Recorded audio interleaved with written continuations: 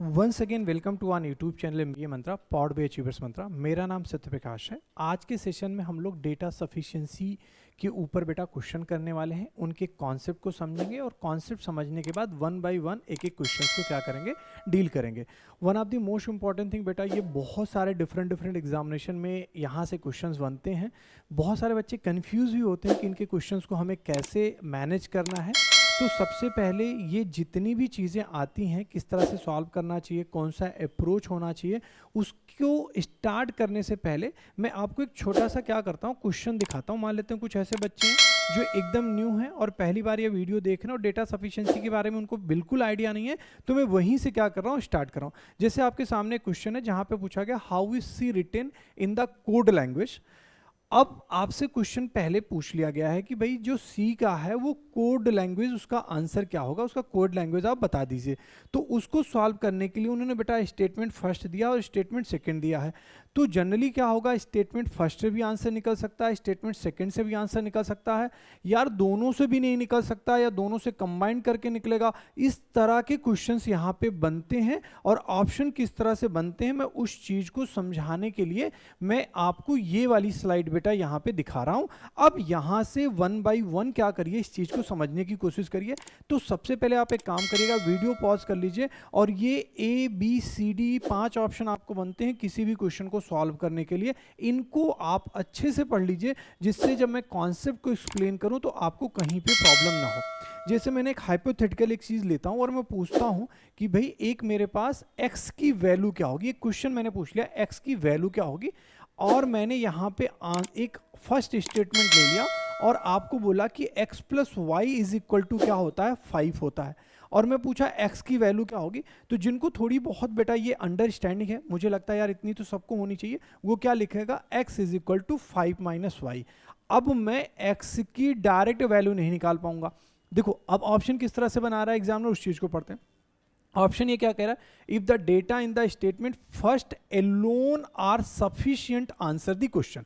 पहला क्या बोल रहा है कि भाई आपने क्वेश्चन मुझसे क्या पूछा सर, x की वैल्यू क्या होगी, और पहला ऑप्शन ये कह रहा है कि if the data in the statement first alone, अकेले ही आंसर करने के लिए बेटा सफिशिएंट है, तो हम ऑप्शन किसको मार्क करेंगे, ए मार्क करेंगे।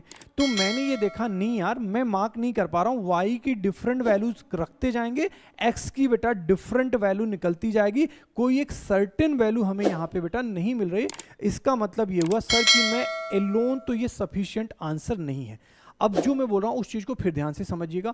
आपके पास एक बेटा दूसरा स्टेटमेंट दिया रहेगा और जैसे ही आप दूसरे स्टेटमेंट को डील करने जाएंगे, फर्स्ट स्टेटमेंट की पूरी स्टोरी भूल जाइए। मैंने क्या बोला, जैसे ही आप सेकंड स्टेटमेंट बेटा डील करने जाएंगे, फर्स्ट स्टेटमेंट की पूरी स्टोरी को भूल जाना है। और वहां पे मान लो मैंने आपसे ऐसे पूछ लिया x minus Y is equal to यहाँ पे कितना है, 1 है। तो अब अगर आपको बोलो ये क्वेश्चन सॉल्व करना होगा तो फर्स्ट स्टेटमेंट को फोकस नहीं रखना है, आप किसके ऊपर आइए, सेकंड। फर्स्ट को भूल जाइए। अगर मैं इसको लिखना चाहूं तो x इज इक्वल टू क्या लिख सकता हूं, 1 प्लस वाई। और अब y की डिफरेंट वैल्यूज के लिए x की अगेन डिफरेंट वैल्यूज आएगी, कोई सर्टेन वैल्यू नहीं आएगी। तो हमारा बी ऑप्शन क्या बोल रहा है, if the data in the statement second alone are sufficient answer the question, मतलब सेकंड क्या हो बेटा, अकेले आंसर दे सकता हो, उसको किसी की रिक्वायरमेंट नहीं है, तब हम ऑप्शन क्या मार्क करेंगे, बी करेंगे। लेकिन अभी मैंने देखा नहीं यार x की डिफरेंट वैल्यूज आ रही है, y के ऊपर डिपेंडेंट है, तो मैं बोलूंगा सर ये ऑप्शन भी यहां पे वैलिड नहीं होगा। ये मैं आपको पहले क्या कर रहा हूं बेटा, ऑप्शन समझाने की कोशिश कर रहा हूं। बहुत सारे बच्चे तो ऑप्शन भी नहीं समझ पाते कि ऑप्शन क्या कह रहा है। फिर सी ऑप्शन को देखो, सी क्या कह रहा है, if the data either in statement first alone or the statement second alone sufficient answer the question। इसको ये बोल रहा है कि या तो वो फर्स्ट से अकेले आंसर दे दे या तो बेटा सेकंड से अकेले आंसर दे दे।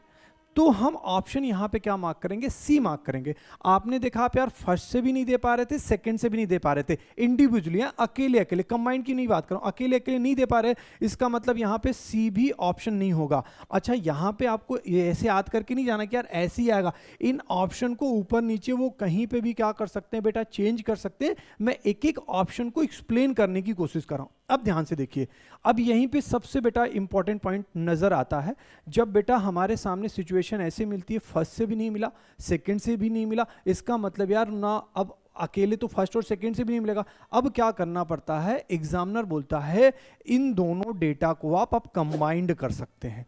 अगर इन दोनों डेटा को कंबाइंड किया तो कितना हुआ भाई, 2x हुआ, प्लस वाई में से माइनस वाई चला जाएगा, ये कितना हुआ 6, और x की वैल्यू यहाँ पे कितनी आ गई, 3 आ गई। हाँ भाई, अब मैं आंसर दे सकता हूँ। अब उस डी और ई ऑप्शन को समझिए। डी क्या बोल रहा है, if the data given in the both statement first and second together are not sufficient the answer. मतलब टूगेदर का मतलब दोनों को मिला के भी मैं आंसर नहीं दे पाऊंगा, तो मैं ऑप्शन क्या मार्क करूंगा, डी ऑप्शन मार्क करूंगा। लेकिन यहां पे मैंने क्या देखा, दोनों को मिला के मेरा आंसर आ गया, इसका मतलब ऑप्शन यहां पे डी नहीं होगा। ये क्या कह रहा है, if the data in the both statement first and second together are necessary the answer the question. यार दोनों की जरूरत पड़ेगी, दोनों को मिला के ही आंसर दिया जा सकता है, तो आंसर यहां पे क्या होगा, ई होगा। ये मैंने आपको क्या समझाया, ये मैंने बेटा कॉन्सेप्ट को एक्सप्लेन किया। वीडियो थोड़ा सा हो सकता है कि आज लेंदी जाएगा, क्योंकि जब तक आप कॉन्सेप्ट नहीं समझ पाएंगे तब तक डेटा सफिशिएंसी के क्वेश्चन को आप नहीं कर पाएंगे। आपके पास 5 ऑप्शन मिलेंगे, या तो आप अकेले दे लो, ए हो कर लिया, बी अकेले हो गया, अकेले होगा तो हो सकता है सी ऑप्शन बना दे। जब दोनों से आंसर नहीं मिलेगा इंडिविजुअली, तो उनको हमें क्या करना पड़ता है, कंबाइन करना पड़ता है। कंबाइन करके आंसर आ गया तो उसके लिए यहाँ पे ई ऑप्शन है, और कंबाइन करके ऑप्शन नहीं भी आया तो ऑप्शन यहाँ पे क्या है बेटा, डी है। अब क्या करते हैं, 1 बाय 1 क्वेश्चन को सॉल्व करने की कोशिश करते हैं। मैंने बहुत अच्छे से छोटे छोटे अच्छे क्वेश्चंस लिए हैं, जिससे मैं इस कॉन्सेप्ट को बहुत अच्छे से क्या कर सकूं, क्लियर कर सकूं। बस आप सबसे ये रिक्वेस्ट है बेटा, मेरा जो वीडियो रेगुलर देखते हैं आप, बस उनसे रिक्वेस्ट है आप सब लोग मैक्सिमम लोगों तक स्प्रेड कर दीजिए। मैं कुछ दिन वीडियो नहीं बना पाया, लेकिन मैं अभी फिर रेगुलरली मैं सारे के सारे वीडियोज़ बेटा अपलोड कर दूंगा। आप वहाँ से क्या कर सकते हैं बेटा, सॉल्व कर सकते हैं। जैसे पहला क्वेश्चन क्या बोल रहा है, find the birthday date of as mother. A की मम्मा का हमें क्या निकालना है बेटा, उनका डेट ऑफ बर्थ निकालना है। ठीक है, तो हम डेट ऑफ बर्थ मतलब उनका जो बर्थ डेट है वो हमें निकालना है। ए क्या कह रहा है बेटा, ध्यान से पढ़ो, माई mother birthday always come in August month after 20th death. After 20th death आने के बाद का मतलब क्या हो, पहले स्टेटमेंट की बात कर रहा हूँ। यहाँ पे क्वेश्चन पूछा क्या है, ए की मदर का यार बर्थ डेट क्या है, तो ए क्या बोल रहा है कि जो माँ का जो मेरी मदर का जो बर्थ डेट है वो हमेशा 20th के बाद आएगा। तो बेटा 20th के बाद आएगा तो 21 भी हो सकता है, 22 भी हो सकता है, और टिल डैश डैश डैश कहाँ तक हो सकता है बेटा, 31 तक। आप मुझे बताओ क्या यहाँ पे आप अकेले आंसर निकाल सकते हो, नहीं, कोई फिक्स आंसर नहीं मिला। इसका मतलब मैं फर्स्ट से यहाँ पे आंसर अकेले या इंडिविजुअली नहीं निकाल सकता। सेकेंड आंसर क्या बोल रहा है, सेकेंड आंसर यहाँ पे ये बोल रहा है, सेकेंड आंसर ये कह रहा है, A says my mother birthday always come in August month before 25th of the date। before 25th of the date का मतलब क्या हुआ बेटा कि वो 24 भी हो सकता है, 23 भी हो सकता है, 22 भी हो सकता है, और कहाँ तक जा सकता है बेटा, 1 तक। अगर मैं देखूं तो यहाँ पे भी मैं A की मदर का बर्थ डेट एग्जैक्टली नहीं निकाल पाऊंगा। अब मुझे क्या करना पड़ेगा, इसका मतलब क्या हुआ कि अकॉर्डिंग टू जो मैंने 5 ऑप्शन बताए थे, ए कैंसिल हो गया, बी हो गया, सी हो गया। अब मुझे इन दोनों डेटा को कंबाइन करना पड़ेगा। अगर मैं कंबाइन करने की बात करूं तो यहां पे बेटा जो ए की मदर का जो बर्थ डेट आएगा, देखो क्या क्या आ सकता है आपको पता है। यहां पे बेटा ये 22 है, यहां पे क्या होगा 20, मतलब 21 हो सकता है, 22 हो सकता है, और क्या हो सकता है 23 हो सकता है, और कितना हो सकता है बेटा, ये 24 भी हो सकता है, क्योंकि यहाँ पे 24, 23, 21 1 तक जाएगा, यहाँ पे 21, 22, 23 ऐसे जाएगा। मतलब यार ये 4 डेट बेटा आ गई। मतलब ये करने की भी ज़रूरत नहीं है, क्योंकि अभी तो पहला क्वेश्चन मैं समझाने की कोशिश कर रहा हूँ। यहाँ पे जब कंबाइन किया तो दोनों को मिला के भी मेरा एग्जैक्ट आंसर नहीं आया कि भाई ए की मदर का बर्थ डेट क्या है। इसका मतलब ये हुआ कि यार मैं दोनों को कंबाइन करके नहीं निकाल पाऊंगा, और जब दोनों को कंबाइन करके नहीं निकाल पाऊंगा तो अकॉर्डिंग टू जो मैंने यहाँ पे बेटा जो सिचुएशन पढ़ी थी, उस सिचुएशन के हिसाब से क्या है कि बेटा मेरा ऑप्शन यहाँ पे क्या हो जाएगा, डी हो जाएगा। अभी एक एक थोड़ी देर और आप वेट करिए, धीरे धीरे मैं कॉन्सेप्ट को एक्सप्लेन कर ले जाऊंगा। आप चाहे जितना बेटा आपको नहीं आता डेटा सफिशिएंसी, बेसिक बच्चों की तरह समझा दूंगा, आप बस उस चीज़ को थोड़ा सा ध्यान रखिए। अब थोड़ी सी मैं स्पीड बढ़ाता हूँ। अब जैसे ये क्या हुआ भाई, फर्स्ट के बारे में बात किया, सेम क्वेश्चन मैंने लिखा है, अभी कॉन्सेप्ट एक्सप्लेन कर रहा हूँ। A says my mother birthday always come in August month after 20th date. 20th date के बाद की बात कर रहे थे, 21 हुआ, 22 हुआ, 23 हुआ, कहाँ तक जाएगा भाई, 31 तक जाएगा।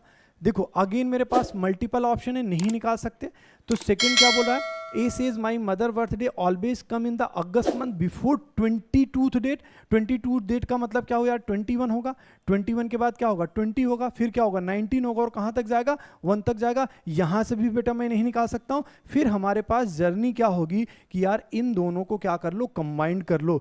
क्या दोनों स्टेटमेंट को कंबाइंड करने के बाद आंसर आएगा, तो आप देखोगे इन दोनों को कंबाइंड करने के बाद बेटा सिर्फ एक ही डेट है कॉमन है, जो कि क्या है 21। तो एक ही जो मदर है उनका बर्थ डेट क्या हो जाएगा, 21 अगस्त हो जाएगा। क्या ये चीज़ सबको क्लियर है? और अगर कंबाइन करके आंसर आ गया तो according to our option answer यहाँ पे क्या हो जाएगा, ई हो जाएगा। आप इसको याद मत करके आइएगा भाई, कंबाइन करने के बाद आंसर क्या होता है, ई होता है, ऐसे नहीं होता। आपके एग्जाम में ऑप्शन डिफरेंट वहाँ पे रहेंगे। क्या इतनी सी चीज़ क्लियर है? चलो एक और क्वेश्चन करते हैं। आई एम श्योर कि थोड़ी थोड़ी चीज़ें भाई अभी समझ में आ रही होंगी। एक और क्वेश्चन करते हैं, फिर एज के मदर की ही मैंने बात की है, क्योंकि मैं चाहता हूं पहले आप कॉन्सेप्ट यहाँ पे क्लियर कर लो। ये बोल रहा है कि find the birth date of as mother. देखो पहला स्टेटमेंट क्या बोल रहा है, पहला स्टेटमेंट ये बोल रहा है कि A says my mother birthday always come in the month of September after 25th date which is a prime number. मतलब यार डेट क्या है, 25th के बाद आएगा बर्थडे, लेकिन वो क्या होना चाहिए, प्राइम नंबर होना चाहिए। तो 25th के बाद यार कौन सा प्राइम नंबर है? अगर आप बात करो 25th के बाद कौन सा है बेटा, 29 है। फिर बोलेगा सर कोई 31 है। यार 31 तो सितंबर मंथ में आता ही नहीं है। सितंबर मंथ कितना होता है, सिर्फ 30 का होता है। तो हमारे पास सिर्फ प्राइम नंबर कितना हुआ बेटा, एक ही प्राइम नंबर है 25 से 30 के बीच में, और दैट इज नथिंग बट 29 है। तो यहां से बेटा मैंने पहले से ही आंसर निकाल लिया। क्या ये चीज समझ पाए कि नहीं समझ पाए? अब इसका मतलब मुझे अब कंबाइन करने की जरूरत पड़ेगी ही नहीं। मतलब मेरे जो नीचे के ऑप्शन थे डी और E, according to this situation, वो क्या हो गया, कैंसिल आउट हो गया। अब now I have to come with बेटा second statement. Second statement question solve करते समय मैं फर्स्ट को क्या करूंगा, भूल जाऊंगा। सेकंड की क्या बात कर रहा है, सेकंड बोल रहा है A says my mother birthday always come in the month of September between 25th and 30th date which is a prime number. बेटा उसी स्टेटमेंट को दूसरी तरीके से बोलने का, तो यहाँ पे भी आंसर मेरा कितना आ गया भाई, 29 आ गया। इसका मतलब ये हुआ कि मैं फर्स्ट अकेले से भी निकाल सकता हूँ और बेटा सेकेंड स्टेटमेंट अकेले से भी निकाल सकता हूँ। तो आइदर फर्स्ट और एलोन का जो आंसर था वो यहाँ पे क्या था बेटा, सी था। जो लोग मान लेते हैं थोड़े भूल गए हैं, एक बार मैं फिर से बेटा यहाँ पे एक्सप्लेन कर दे रहा हूँ। कहने का मतलब क्या हुआ, the data either in statement first alone or statement second alone are sufficient बेटा आंसर द क्वेश्चन। देखो बहुत अच्छे छोटे छोटे क्वेश्चंस लेके पहले मैं बेटा ऑप्शन को करेक्ट करना आपको सिखा रहा हूँ। अब आपको हो सकता है कि कुछ क्वेश्चंस में आपको रिपीटेशन आए। अब यहाँ पे सबसे इंपॉर्टेंट चीज़ ये है कि अब एक छोटी सी और चीज़ बताता हूँ। जैसे एग्जाम में किसी क्वेश्चन को सॉल्व पूरा नहीं करना है, सॉल्व पूरा करना इन द सेंस कि क्या मुझे ये देखना है इससे आंसर निकलेगा कि नहीं निकलेगा, बस इतना ध्यान होता। पूरा एग्जैक्ट आंसर एग्जामिनर से एक्सपेक्टेशन नहीं रहती है। एग्जामिनर बोलता है नहीं 5 ऑप्शन में बेटा क्या करना, सेलेक्ट करना। जैसे अगर मुझे क्वेश्चन नंबर 4 किसके ऊपर डिपेंड कर रहा है, क्वेश्चन नंबर 4 डिपेंडेंट है बेटा कोडिंग डिकोडिंग के ऊपर। अब आपको कोडिंग डिकोडिंग आना चाहिए। इन्होंने बोला है कि भाई ये सी जो है बेटा इसका कोड लैंग्वेज क्या होगा। देखो hope to see you, do you see that. अगर मैं यहाँ पे देखूँ तो यहाँ पे अगर मुझे इसके क्वेश्चन को सॉल्व करना है तो यहाँ पे क्या दिख रहा है बेटा, सी यू कॉमन है और यहाँ पे क्या दिख रहा है, यू सी कॉमन है। तो अगर मैं फर्स्ट स्टेटमेंट से अगर मैं क्वेश्चन को सॉल्व करना चाहूँ तो मेरे पास क्या है बेटा, यू एंड सी है। अब you and see 2 word common है तो इनके कोड लैंग्वेज वहाँ पे लिखे गए होंगे। देखो यहाँ पे क्या लिखा 3692, यहाँ पे क्या लिखा 1973। इसका मतलब मेरे पास एक 9 कॉमन है और क्या है बेटा एक यहाँ पे क्या है 3 कॉमन है। तो तो क्या आप मुझे बताओ, क्या मैं सी का एग्जैक्ट आंसर कर पाऊंगा? भाई नहीं कर पाऊंगा। अगर कोडिंग डिकोडिंग किसी ने नहीं पढ़ा है तो अभी मैं कोडिंग डिकोडिंग नहीं पढ़ा रहा हूँ बेटा, आज मैं डेटा सफिशिएंसी पढ़ा रहा हूँ, जो कि बहुत सारे टॉपिक को कंबाइन करके बनाया जाता है। तो यार यू का कोड 9 या 3 में से कुछ भी हो सकता है, और सी का कोड भी 9 या 3 में से, उस दोनों में से कोई भी एक हो सकता है। इसका मतलब मैं एग्जैक्टली फर्स्ट से बेटा मैं नहीं निकाल सकता। अब देखो आप निकाल कैसे सकते हो, अगर आपने अच्छे से पढ़ा हो तो अब मैं निकाल सकता हूं कि अगर मुझे कोई ये बता दे यू का कोड अगर 9 है तो सी का 3 हो जाएगा, अगर यू का 3 है तो सी का क्या हो जाएगा, 9 हो जाएगा। अब अगर मैं सेकेंड स्टेटमेंट को सॉल्व कर रहा हूं, ध्यान से समझना, तो मैं फर्स्ट को क्या करूंगा, भाई तुम गायब हो जाओ, फर्स्ट अब तुम्हें नहीं याद रखना मेरे को, अब मुझे किसकी तरफ चलना है, मुझे सेकेंड स्टेटमेंट की तरफ चलना है। सेकेंड स्टेटमेंट क्या बोल रहा है, इसमें क्या क्या कॉमन है, अगर मैं देखूं तो यहां पे लिखा है टू प्रे एंड होप, यहां पे क्या बोल रहा है, होप आई डू वेल, और यहां पे बोल रहा है बेटा टू प्रे एंड होप। तो मुझे कॉमन क्या दिख रहा है, मुझे सिर्फ और सिर्फ क्या कॉमन दिख रहा है बेटा, होप कॉमन दिख रहा है। क्या दिख रहा है, होप कॉमन दिख रहा है। क्या ये चीज सबको समझ में, अगर होप कॉमन दिख रहा है तो सिर्फ एक वर्ड है बेटा, वो क्या है 6, तो होप का कोड क्या हो जाएगा 6। अपने से क्या पूछा गया, सी का पूछा गया था, यार होप से मिलेगा नहीं। अब मुझे बताओ क्या इन दोनों को कंबाइंड करके भी आंसर मिलेगा, नहीं मिलेगा, क्योंकि होप की हेल्प से तुम्हें बेटा यूएनसी नहीं निकाल सकता। मैं कब निकाल सकता था, जब मुझे अगर किसी तरह होप का कोड अगर पता चल जाता तो मैं सी का कोड बता सकता था। इट मींस मैं दोनों को मिला के बेटा यहां से नहीं निकाल सकता, तो मेरा आंसर कंबाइंड करने के बाद भी नहीं आएगा। तो आंसर यहां पे मेरा कितना हो गया, डी हो गया। आई एम श्योर कि बेटा इतनी सी चीज समझ में आई होगी। चलो एक काम करते हैं, धीरे धीरे आप समझने की कोशिश करो। अगर मैं कोई भी चीज़ पढ़ाने की कोशिश करता हूं तो मैं सोचता हूं यार सब कुछ अच्छे से समझा सकूं, उसके चक्कर में कभी कभी वीडियो थोड़े से लेंदी बन जाते हैं। तो ये देखिए, होप टू सी यू, मैंने सेम क्वेश्चन लिया है। अब hope to see you and do you see that, यहां पे हमें क्या मिल रहा है, अगर मैं कॉमन लेने की बात करूं तो फिर से मुझे क्या मिलेगा, फर्स्ट स्टेटमेंट से यू मिलेगा और क्या मिलेगा, सी मिलेगा। और अगेन वर्ड कौन सा कॉमन है बेटा, यहां पे 3 है, यहां पे क्या है 9 है, यहां पे भी 3 है और यहां पे क्या है 9 है। तो मैं फर्स्ट स्टेटमेंट से तो नहीं निकाल पाऊंगा।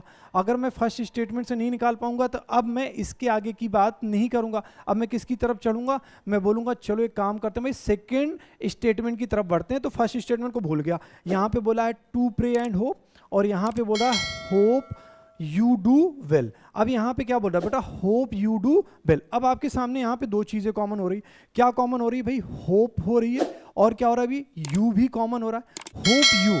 और अगर मैं ध्यान से देखूं तो भाई यहां पे जो वर्ड कॉमन है बेटा वो क्या है 6 और 3। अब अगर मुझे क्या पूछा गया, सी पूछा गया, क्या यहां पे बेटा सी आ रहा है, सी यहां पे नहीं आ रहा है। इस मींस मैं यहां से भी आंसर नहीं निकाल सकता। अब यहीं पे फिर से ट्विस्ट, जब दोनों से आंसर नहीं निकाल पाते तो दोनों को क्या करना पड़ता है बेटा, कंबाइंड करना पड़ता है। अगर कंबाइंड किया तो देखो दोनों में क्या कॉमन है बेटा, यू कॉमन है। अगर यू कॉमन है तो दोनों में क्या कॉमन हो जाएगा बेटा, 3 भी कॉमन हो जाएगा। इट मींस सी का कोड यहाँ पे क्या हो जाएगा, 9 हो जाएगा। अब मैं दोनों को आंसर एक्सप्लेन करके बेटा बता दिया। क्या इतनी सी चीज समझ में आई? और अगर नहीं आई तो देखो बेटा, मैं फिर से मैं बोल रहा हूं, इसी तरह मैं क्लासरूम में भी पढ़ाने की कोशिश करता हूं जिससे मैं बच्चों को समझा सकूं। मैं फिर से पीछे क्वेश्चन पे चल रहा हूं। क्वेश्चन में क्या बोला बेटा, यूएनसी है। अब यहां पे बेटा होप है। अगर मेरा कॉमन सेंस अच्छा है तो मैं आंसर मार्क करके चला जाता, इसको लिखने की जरूरत नहीं है। मुझे आंसर क्या चाहिए बेटा, सी का आंसर चाहिए था। तो सी के आंसर पाने के लिए या तो यू का कोड पता हो या तो डायरेक्टली सी का कोड पता हो। अब यहां पे इस पूरे स्टेटमेंट में बेटा कहीं पे सी यूज ही नहीं हुआ है और कहीं पे यू भी यूज नहीं हुआ, तो कंबाइन करके भी आंसर नहीं निकलता। इस वजह से आपको याद रखना ये छोटी सी छोटी चीज़ें कि आपको पूरा सॉल्व करने की वहाँ पे ज़रूरत नहीं थी। यहाँ पे मैं डायरेक्ट ऐसे बोल देता भाई ये कंबाइन करके भी नहीं निकलेगा, क्योंकि हमें क्या चाहिए था, सी चाहिए था। और सी पाने के लिए मुझे यू का कोड चाहिए, या तो सेकेंड स्टेटमेंट में खुद सी बोले कि मेरा ये आंसर है, जो कि सी यूज ही नहीं हुआ है, यू भी यूज नहीं हुआ, तो आंसर नहीं निकलेगा। अब हमने क्या किया, जब हम लोग बेटा इस क्वेश्चन पे गए तो यहाँ पे मैंने सॉल्व क्यों करना पड़ेगा, क्योंकि देखो यहाँ पे यू एंड होप कॉमन है। अब देखो बेटा ऊपर भी यू एंड सी कॉमन है, यू एंड सी कॉमन है। तो आप ये बोल सकते थे देखो बेटा यहाँ से यू एंड सी में सर आंसर नहीं निकलेगा और यहाँ से यू एंड होप में एग्जैक्ट आंसर नहीं निकलेगा, लेकिन जैसे ही दोनों में कंबाइन करोगे यू एंड यू कॉमन है, इट मीन्स यहाँ से सी का आंसर निकल जाएगा और यहाँ से क्या निकल जाएगा, होप का निकल जाएगा। आपको ये पूरा करने की जरूरत नहीं होती, लेकिन आई एम श्योर कि बहुत सारे बच्चे अभी लर्निंग मेथड पे होंगे या लर्निंग जोन में होंगे होंगे जहां पे उनको ये आइडिया नहीं होता, तो उसको क्या करिए, आप सॉल्व करिए, कोशिश करिए, पहले आप कॉन्सेप्ट बनाइए, फिर बाद में हम शॉर्टकट की तरफ भागेंगे। जैसे यहाँ पे क्या क्वेश्चन पूछा गया, बहुत अच्छा सा क्वेश्चन है, एक बार देख लेते हैं। इन्होंने बोला is X the wife of Y. आपको क्या क्वेश्चन है सबसे पहले ये समझ में आना चाहिए। क्वेश्चन ये पूछ रहा है is X the wife of Y, it means X को हमें क्या होना पड़ेगा, एक्स को बेटा एक फीमेल मेंबर होना पड़ेगा, तो यहाँ पे, और वाई को क्या होना पड़ेगा बेटा, मेल मेंबर होना पड़ेगा। अच्छा, कुछ लोग ये बोल सकते हैं कि सर वो मतलब सेम जेंडर में शादी हो सकती है। भाई अभी ब्लड रिलेशन में सेम जेंडर में शादी नहीं हो रही है, तो उसका आपको टेंशन नहीं लेना है। आपको ये क्या करना भाई, is X the wife of Y, तो भाई आप ये क्या करिए, एक्स का फीमेल होना बहुत ज़रूरी है, ये चीज़ आप माइंड में सेट कर लीजिए। तो पहले क्वेश्चन को समझ लिया गया। अब इन्होंने बोला स्टेटमेंट फर्स्ट को सॉल्व करते हैं। आप एक काम करो, आप खुद से बेटा सॉल्व कर सकते हो वीडियो पॉज करने का, मैं तो एक्सप्लेन कर ही रहा हूं। अब यहां पे क्या करें, X daughter M is the only sister of R. X की कोई एक डॉटर है और क्या है, X daughter M is the only sister of R, सिर्फ इकलौती मतलब अकेली सिस्टर है किसकी भाई, आर की। उसके बाद क्या बोल रहा है, R is the son of Y, R जो है बेटा सन है किसका, वाई का। तो वाई, अब देखो ये तो मुझे पता इन दोनों की शादी होगी, कंफर्म है। क्यों, क्योंकि भाई फिर से एक्सप्लेन कर रहा हूं, एक्स डॉटर, एक्स की daughter M is the only sister of R, R is the son of Y. तो बच्चे क्या होते हैं, कंफ्यूज हो जाते हैं, और अगर उन्होंने क्वेश्चन को अच्छे से नहीं पढ़ा। देखो X and Y are husband and wife, that is 100% sure, but I am not sure कि एक्स वाइफ है या एक्स हस्बैंड है बेटा, क्योंकि एक्स का जेंडर हमें नहीं पता चला, तो फर्स्ट स्टेटमेंट से बेटा हम आंसर नहीं सॉल्व कर पाएंगे। ये चीज़ आप समझिए। जब हम किसकी तरफ बढ़ते हैं, हम चलते हैं स्टेटमेंट सेकंड की तरफ। अब हम फर्स्ट को भूल जाएंगे, फर्स्ट मेरी लाइफ में क्या कर रहा है इसके बारे में हमें सोचने की ज़रूरत नहीं है। अब हम इसको पढ़ेंगे, the mother of Y has the only one grandson R. The mother of Y, Y की कोई मम्मा है, वाई की कोई मम्मा है तो डेफिनेटली वो क्या होगी भाई, फीमेल मेंबर होगी। वाई की, the mother of Y has only one grandson, only one grandson जो क्या है भाई, आर है। अब मुझे ये पता चला, या यहां से मैं वाई को बता सकता हूं कि भाई वाई का जेंडर क्या होगा, यहां से भी नहीं बता सकता। अगर यहां से, अच्छा बाय द वे यहां पे बेटा एक्स यूज ही नहीं हुआ है, एक्स यूज नहीं हुआ है, तो वैसे भी मैं आंसर नहीं कर पाऊंगा। इसका मतलब अब मुझे दोनों को क्या करना पड़ेगा, कंबाइन करना पड़ेगा। कंबाइन करने से भी क्या आप वाई का जेंडर बता सकते हो, नहीं बता सकते। अगर वाई का जेंडर नहीं पता चलेगा तो एक्स का भी जेंडर हमें नहीं पता चल सकता। तो यहाँ पे आंसर फिर क्या मार्क कर लूंगा, मैं डी मार्क कर लूंगा। आई एम श्योर कि अब बेटा कुछ चीज़ें, इतने क्वेश्चन करने के बाद आपको कुछ चीज़ें समझ में आना शुरू हो गई होंगी। तो एक काम अगेन है, मैं एक एक क्वेश्चन आपके सामने पुट कर रहा हूँ, वीडियो लेंदी जाएगा, पूरा देखिए, अच्छे से समझिए, एक एक क्वेश्चन आप खुद से सॉल्व करिए। ये मत समझिए कि मैं क्या बता रहा हूँ। अब यहाँ पे देखो, अब आपको ये समझना मैं क्या बता रहा हूँ, मैं तो एक्सप्लेनेशन दे रहा हूँ ना बेटा, पहले आप खुद से सॉल्व करिए, फिर एक्सप्लेनेशन देखेंगे तो आपके लिए चीज़ें आसान होंगी। जैसे क्वेश्चन क्या कह रहा है, among PQRST which bag is the lightest. हमें ये सर्च करना है कि ये जो 5 बैग हैं इनमें सबसे लाइटेस्ट बैग कौन सा है। तो मैं स्टेटमेंट फर्स्ट की तरफ चला और स्टेटमेंट फर्स्ट की इंफॉर्मेशन के बारे में देखा। इन्होंने बोला P is heavier than Q, मतलब P एंड Q का वेट क्या है बेटा, सेम है। R इज, अच्छा P is heavier than Q, I am so sorry बेटा, P इज हैवियर देन क्या है बेटा, Q है। तो P जो है वो Q से यहाँ पे क्या हो गया भाई, ऐसे कौन मजाक करता है। P is heavier than Q, R is as heavy as Q, तो R और Q का वेट क्या है बेटा, एक तरह से सेम है। And T is lighter than R, इसका मतलब क्या हुआ कि जो R होगा वो T से तो बेटा हैवी होगा। अब मुझे बताओ यहाँ पे टोटल बैग कितने थे, 5। मुझे इन्फॉर्मेशन कितनी दी गई है बेटा, 4 की इन्फॉर्मेशन दी गई। अगर 4 की इन्फॉर्मेशन दी गई है तो S यहाँ पे भी हो सकता है, S यहाँ से भी हो सकता है, S बेटा कहीं पे भी हो सकता है। तो मैं ये नहीं बता पाऊंगा कि सबसे लाइटेस्ट कौन है, इसका मतलब मैं फर्स्ट से बेटा नहीं बता सकता। अब सेकंड की तरफ चलेंगे, क्योंकि बच्चा बार बार यही गलती करता है। जब मैं क्लासरूम में भी पढ़ाता हूँ तो वो फर्स्ट के डेटा को लेके आता है, नहीं लाना है। सेकंड के डेटा को सेकंड स्टेटमेंट में ही सॉल्व करना है, उसके बाद देखेंगे। S is lighter then Q, S जो है वो लाइटर है, इसका मतलब यार जो Q है वो क्या है, S से बड़ा है। But heavier than Q, Q जो है लाइटर है किससे बेटा, S is lighter then Q, नहीं सॉरी बेटा, S is lighter then Q, इसका मतलब Q जो है बेटा बड़ा है किससे, S से। बट हैवियर देन T, मतलब S जो है वो T से क्या है बेटा, बड़ा है। अब ये डेटा मुझे मिला। अब मुझे ये बोलो क्या QST से मैं बता सकता हूँ कौन सबसे लाइटेस्ट है? नहीं बता सकता, क्योंकि मेरे पास दो डेटा नहीं है और क्या है, PNR का डेटा नहीं है।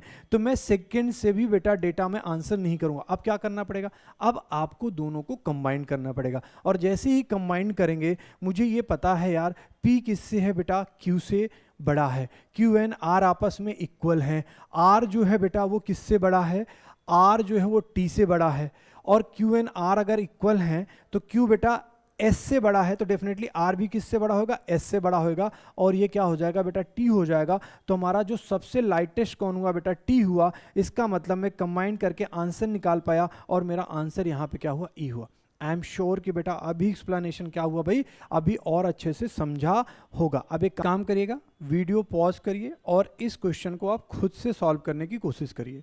देखो मैं क्वेश्चन का एक्सप्लेनेशन दे रहा हूँ, पहले क्वेश्चन समझ लेते हैं क्या करें। ये बोल रहा है if X Y Z are real numbers is Z minus X are even or odd. मतलब एक्स वाई जेड तीन रियल नंबर्स हैं बेटा, तो जेड में से मैं जब x को बेटा सब्ट्रैक्ट करूंगा तो वो इवन आएगा या ऑड आएगा, इसके बारे में पूछ रहा है। तो सबसे पहले मैं क्या करूंगा, मैं फर्स्ट स्टेटमेंट की तरफ जाऊंगा। फर्स्ट स्टेटमेंट क्या कह रहा है, X Y Z an odd number. तो मतलब ये तीनों ही नंबर हमारे पास क्या है बेटा, ऑड है।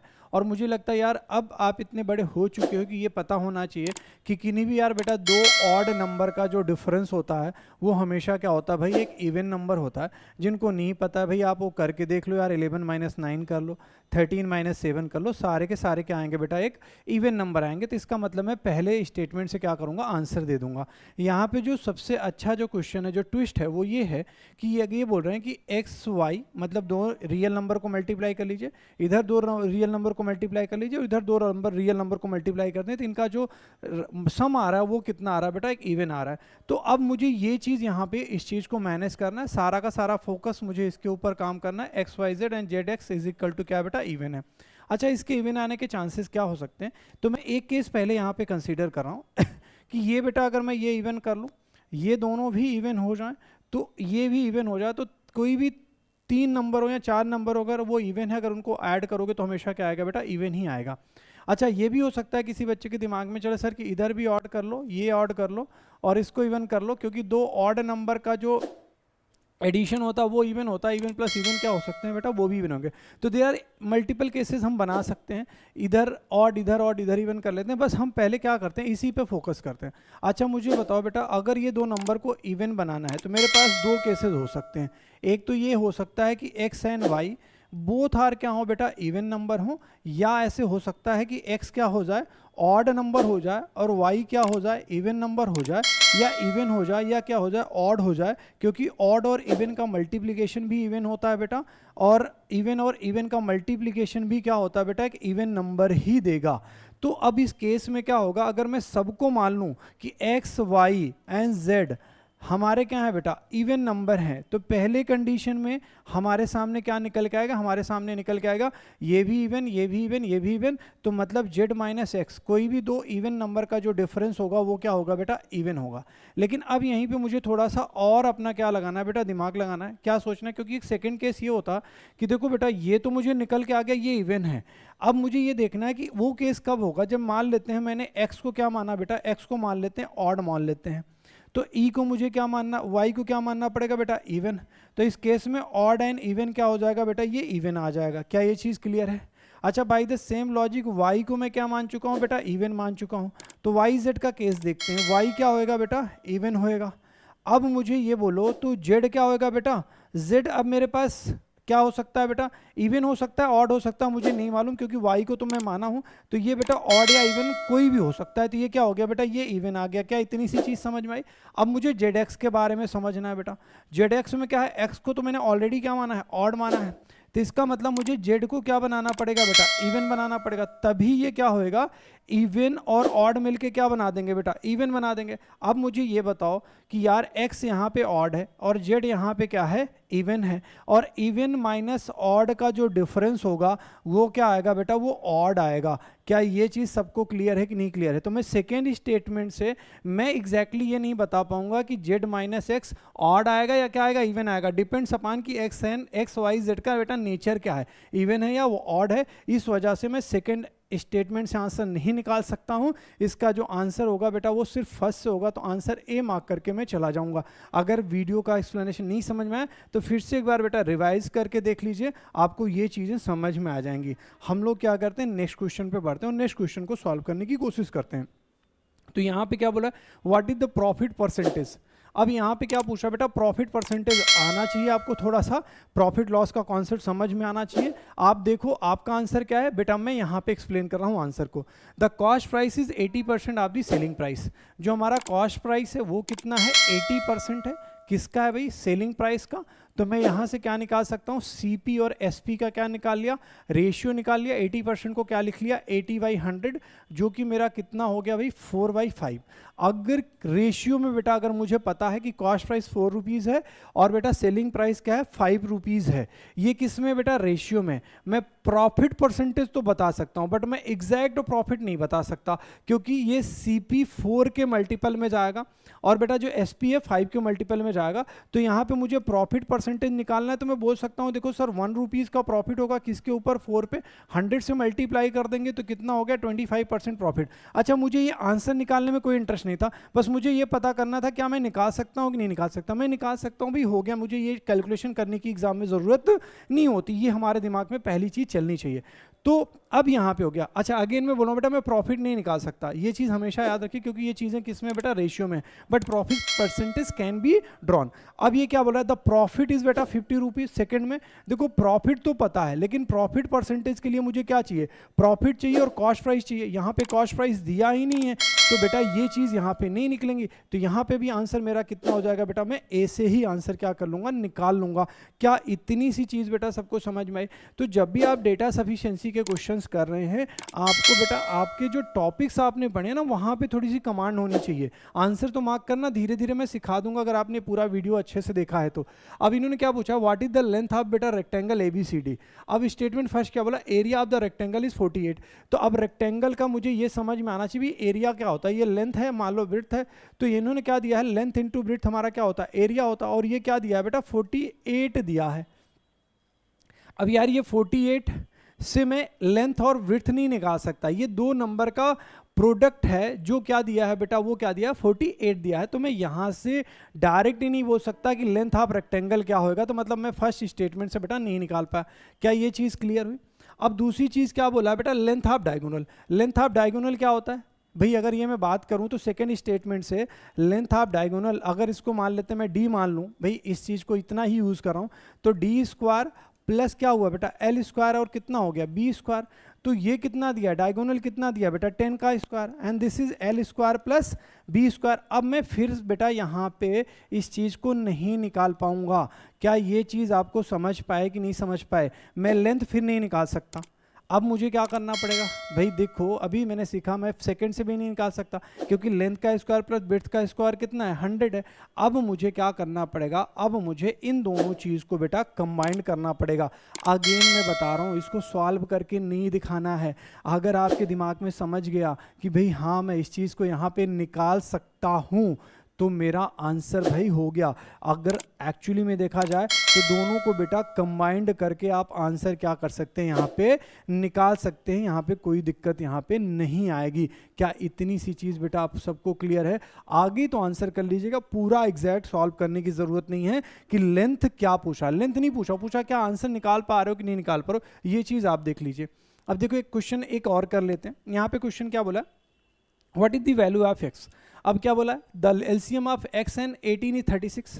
तो मैं फर्स्ट अगर की बात करूं तो एक ऐसा नंबर है भाई जो x है और 18 है, उनका एलसीएम कितना है भाई, वो हमारा इन्होंने दे रखा है 36 दे रखा है। अब मैं क्या करूंगा, क्या मैं निकाल सकता हूं, देखो नहीं निकाल सकते। कैसे नहीं निकाल सकते, देखो x की वैल्यू क्या क्या हो सकती है। मैं बोल सकता हूं x की वैल्यू तो पहले 36 ही ले लो, 36 और 18 का एलसीएम कितना होता है, 36 हो सकता है। सर 12 ले सकते हैं, 12 और 18 का भी एलसीएम कितना होगा, 36 होगा। और क्या ले सकते हैं सर, 4 ले सकते हैं, 4 और 18 का एलसीएम भी कितना होगा, 36 होगा। मतलब x की यार मेरे पास क्या है, डिफरेंट वैल्यूज हैं जहां पे मैं एलसीएम नहीं निकाल सकता। इसका मतलब मैं फर्स्ट से आंसर नहीं कर सकता। अब मुझे किसकी तरफ आना चाहिए, मुझे भाई आना चाहिए सेकंड की तरफ, जहां पे बोला the HCF of x and 18। HCF of x and 18 कितना है बेटा, 2 है। मैक्सिमम नंबर यहाँ पे कितना है, 2 है। अब मुझे बताओ x की वैल्यू क्या हो सकती है बेटा, x की वैल्यू 2 और 18 का एचसीएफ कितना होता है बेटा, 2 होता है, ये भी चीज़ कर सकते हैं। मैं बेटा ये भी बोल सकता हूँ 4 और 18 का भी एचसीएफ कितना होता है बेटा 2 हो सकता है। और किसका एचसीएफ बेटा 2 आएगा भाई, जो ये नंबर होगा 2 का मल्टीपल होगा। मान लेते किसी के दिमाग में चला 6 और 18, नहीं बेटा इसका एचसीएफ कितना होता है 6, तो यहाँ पे ये चीज़ भी नहीं निकाल सकते। अब मेरे पास जो चीज़ बची है बेटा वो क्या बची है, अब अगर अच्छा 8 हो सकता है क्या, 8 और 18, तो यार ये 2 4 जा 8, 2 9 जा 18। हाँ भाई 8 और 18 का भी एचसीएफ कितना होएगा बेटा 2 ही होएगा। क्या इतनी सी चीज़ें समझ में आई कि नहीं समझ में आई? तो लेकिन अब मुझे ये देखना है कि यार ऐसे कौन से दो नंबर हैं कि इससे तो नहीं निकला, सेकंड से नहीं निकला, इतना तो 100% श्योर है। अब मैं दोनों को कंबाइन करूंगा। अगर जिन्होंने चार्ट बनाया है उनको थोड़ा सा ये समझ में आ जाएगा कि देखो यार क्या सर 4 और 18 आंसर होगा क्या, क्योंकि यहाँ पे भी 4 18 आया। अब मान लेते हैं अगर आपको नहीं समझ में आया तो भाई आप क्या करिए, आप इस तरह से भी कर सकते हैं। देखो अगर आपका एचसीएफ कितना है बेटा 2 है, एक नंबर हमारा क्या है बेटा x है, दूसरा नंबर क्या है 18 है। तो अगर मैं फर्स्ट नंबर और बेटा सेकंड नंबर को मल्टीप्लाई कर दूं तो हमारा क्या होता है एचसीएफ इनटू क्या होता है बेटा एलसीएम, जो कि इन्होंने ऑलरेडी यहाँ पे क्या रखा है, दे रखा है। तो बेटा अब बताओ ये हमारा क्या हुआ x इंटू 18, और ये कितना 2 इंटू कितना हुआ 36, 18 2 जा कितना हुआ 36, तो x की वैल्यू कितनी आ गई 4 आ गई बेटा। अगेन हम कंबाइन करके ही निकाल पाएंगे, तो यहाँ पे भी आंसर कितना हो गया बेटा ई हो गया। क्या इतनी सी चीज़ सबको समझ में? अब मैं क्या कर रहा हूँ बेटा, एक क्वेश्चन आपको मैं आपके होमवर्क के लिए दे रहा हूँ, आप इस क्वेश्चन का आंसर आप कमेंट बॉक्स में लिख दीजिएगा। मैंने फिर से बेटा समझाया, डेटा सफिशिएंसी अगर आप अच्छे से करना चाहते हैं तो आप पूरे के पूरे टॉपिक को बेटा कॉन्सेप्ट को अच्छे से समझ लीजिए। और one of the most important चीज़, जो भी आपको डायरेक्शन दी रहेगी बेटा क्वेश्चन सॉल्व करते समय, इनके बारे में एक बार आप जरूर सोच लीजिएगा कि भाई ऑप्शन को कैसे मार्क करना है। आई एम श्योर, आशा करता हूँ बेटा वीडियो आपको अच्छा लगा होगा। अगर अच्छा लगा है तो जरूर एक बार कमेंट में बेटा लिख के बोल दीजिएगा कि हाँ सर चीज़ें समझ में आई। एंड वीडियो देखने के लिए बेटा थैंक यू सो मच।